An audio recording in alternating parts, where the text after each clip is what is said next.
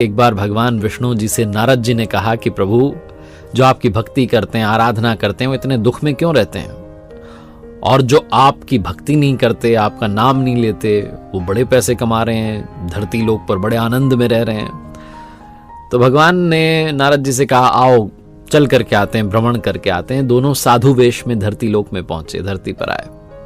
एक व्यापारी के घर पर गए, जाकर के दरवाजा खटखटाया और भिक्षा मांगी। तो व्यापारी आया, दरवाजा खोला और बिगड़ने लगा, गुस्सा करने लगा कि तुम आ जाते हो मुंह उठा करके, ये कोई जगह है, यहाँ भोजन मिलता है, ये वो है, जाओ जाकर के मेहनत करो।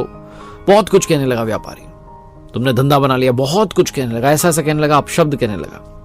दोनों वहां से चल दिए। नारद जी को लग रहा था कि भगवान अब जो है इसको श्राप देंगे, इसका व्यापार सब चौपट हो जाएगा, इसको अकल आ जाएगी। थोड़ा वहां से आगे चले तो भगवान जी ने कहा कि तुम्हें और धन मिले, तुम और प्रसन्न रहो, मस्त रहो, ऐसे ही व्यापार फलता फूलता रहे। नारद जी को समझ में नहीं आया क्या हो गया। थोड़ा आगे चले तो एक झोपड़ी में गए। एक बूढ़ी महिला वहां रहती थी, भगवान की आराधना करती थी, पूजा पाठ करती थी। उनके घर में एक झोपड़ी के बाहर एक गाय बंधी हुई थी। वहां जाकर के उन्होंने आवाज लगाई, भिक्षाम देही।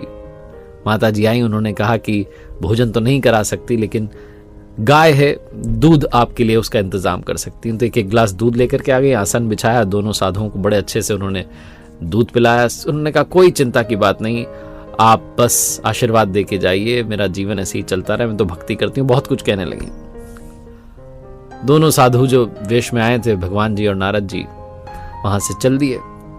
थोड़ा सा आगे गए तो भगवान पीछे पलटे झोपड़ी की तरफ और कहने लगे कि तुम्हारी जो गाय है वो कुछ दिनों में चल बसे। इस तरीके से जैसे उन्होंने कहा, नारद जी सराहने नहीं गया। उन्होंने कहा आप क्या कर रहे हो, जो व्यापारी हमें गाली दे के भगा रहा है, जो हमें उल्टा सीधा कह रहा है, उसके लिए आप कह रहे हो कि उसको और पैसा मिले, और जो माता जी इतने प्रेम से हमारे, उन्होंने लिए दूध का इंतजाम किया, इतने आदर से हमारा सत्कार किया, उनको आप कह रहे हो कि गाय तुम्हारी चल जाए, चल बसे। भगवान ने कहा तुम समझे नहीं, मैंने व्यापारी को और उसका व्यापार बढ़े ऐसी बात कही। क्यों कही? क्योंकि उसका मन ही उसी में, उसकी आसक्ति उसी में, उसका लगाव उसी में है। जब अंत समय आएगा तो वो और पैसा सोचता रहे और अगली योनि में वो सर्प बन जाए, तिजोरी के नीचे बैठा रहे। और बूढ़ी माता जी को मैंने कहा कि आपकी गाय जो है वो चल बसे। मैं नहीं चाहता कि जब वो अंत समय में पहुंचे तो गाय की चिंता करने लगे कि इस गाय को कोई ले ना जाए, इसको कोई मार ना दे।